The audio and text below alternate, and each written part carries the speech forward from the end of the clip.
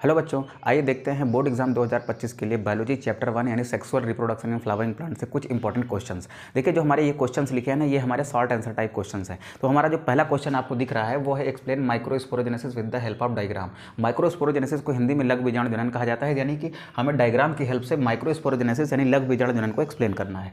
देखो, हम डायग्राम का इस्तेमाल क्यों करते हैं बेटा? क्योंकि हम जब आंसर लिखते हैं ना, तो अपने आंसर को और ज़्यादा इफेक्टिव बनाने के लिए हम किसका इस्तेमाल करते हैं? डायग्राम्स का। डायग्राम हमारे आंसर को और ज़्यादा इफेक्टिव बना देते हैं, इसलिए डायग्राम्स का बनाना बहुत ज़रूरी है अगर आपको अच्छे मार्क्स स्कोर करने हैं तो चलिए बेटा चलते हैं अगले क्वेश्चन पर। अगला क्वेश्चन क्या है? Explain megasporogenesis. मेगास्पोरोजेनेसिस का हिंदी में मतलब होता है गुरु बीजाणु जनन।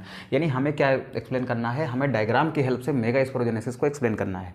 ठीक है, फिर चलते हैं थर्ड क्वेश्चन में। Explain development of male gametophyte with diagram. यानी डायग्राम की सहायता से हमें मेल गैमेटोफाइट का क्या करना है? डेवलपमेंट एक्सप्लेन करना है। उसके बाद चलते हैं बेटा हम लोग फोर्थ क्वेश्चन पर। फोर्थ क्वेश्चन क्या है हमारा? Explain development of female gametophyte. पहले में हमने क्या किया? मेल गैमेटोफाइट को एक्सप्लेन किया। दूसरे में हम क्या कर रहे हैं? फीमेल गैमेटोफाइट को एक्सप्लेन कर रहे हैं with the help of diagram. यानी जो फीमेल गैमेटोफाइट है उसका डेवलपमेंट कैसे होता है, ये सारी चीज़ें हमें डायग्राम के थ्रू रिप्रेजेंट करनी है और उसके बारे में हमें लिखना भी है।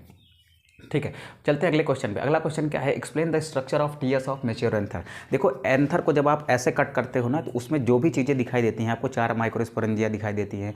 ठीक है, उसमें चारों तरफ एंथर वॉल होती है, तो कौन कौन सी वॉल होती है, किस वॉल का क्या रोल होता है, ये सारी चीज़ें आपको एक्सप्लेन करनी है आपके इस क्वेश्चन में with the help of diagram. अब चलते हैं बेटा, एक टाइप के क्वेश्चन और आते हैं जिसमें हमको डिफरेंस लिखना पड़ता है। दो छोटी छोटी टर्म लिखी रहेंगी आपस में मिलती जुलती, उनके बीच में आपको क्या लिखना पड़ेगा? डिफरेंस लिखना पड़ेगा। तो देखिए, हमारा पहला जो डिफरेंस वाला टॉपिक है वो क्या है? एम्ब्रियोसाइक एंड एंडोस्पर्म। यानी हमें एम्ब्रियोसाइक और एंडोस्पर्म यानी भ्रूण कोष और भ्रूण पोष के बीच में क्या लिखना है? डिफरेंस लिखना है। फिर चलते हैं पॉलीएम्ब्रियोनी और एपोमिक्सिस पर। हमें पॉलीएम्ब्रियोनी और एपोमिक्सिस के बीच में डिफरेंस लिखने हैं। उसके बाद चलते हैं endospermic seed and non endospermic seed पर। एंडोस्पर्मिक सीड यानी ऐसे सीड जिनमें एंडोस्पर्म होती है, और ऐसे सीड जिनमें एंडोस्पर्म नहीं होती, वो क्या है? नॉन एंडोस्पर्मिक है। इनके बीच में हमें क्या लिखना है? डिफरेंस लिखना है।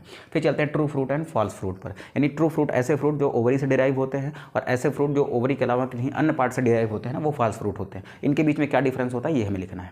फिर चलते हैं बेटा एक और टाइप के क्वेश्चन पर, जिसमें हम लोग देखेंगे शॉर्ट नोट टाइप के। देखो, आपके बोर्ड एग्जाम्स में ना छोटे छोटे टॉपिक्स आते हैं जिन पर हमें शॉर्ट नोट लिखनी पड़ती है। तो ये 4 टॉपिक आप अच्छे से तैयार कर लीजिएगा, आपका शॉर्ट नोट वाला पोर्शन तैयार हो जाएगा। पहला टॉपिक है पार्थेनोकार्पी। दूसरा टॉपिक है आपका एनाट्रोपस ओव्यूल। ये इंपॉर्टेंट है बेटा, ध्यान से देखना इसको, एनाट्रोपस ओव्यूल। और थर्ड है बेटा आपका सीड डॉर्मेंसी, और फोर्थ है आपका पोलन एनर्जी। ठीक है, ये सारे टॉपिक आप तैयार कर लेते हो बेटा, तो आपका चैप्टर नंबर 1 बहुत अच्छे से प्रिपेयर हो जाता है।